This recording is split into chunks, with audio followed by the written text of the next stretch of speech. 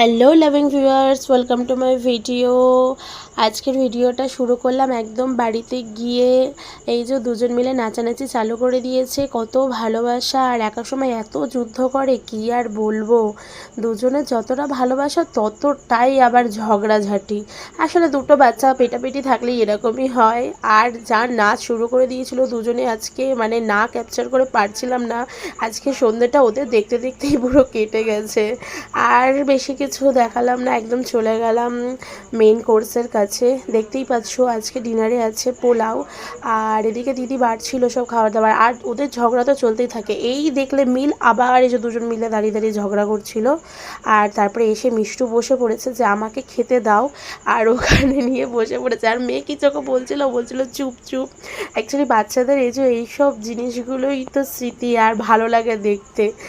আর কি, এই যে আমার মামামও এসে বসে পড়েছে মিষ্টুর পাশে। আর এই যে আমার শরীরটা খুব একটা ভালো না, তার জন্যে সবাইকে দেখাবো বলে আমি একটুখানি নিজের দিকে ফ্রন্টে করলাম। চলো দেখিয়ে দিয়েছে কি আছে আজকে মেনুতে। আছে পোলাও, সালাড, আর এই যে তিন মূর্তি বসে পড়েছে খেতে।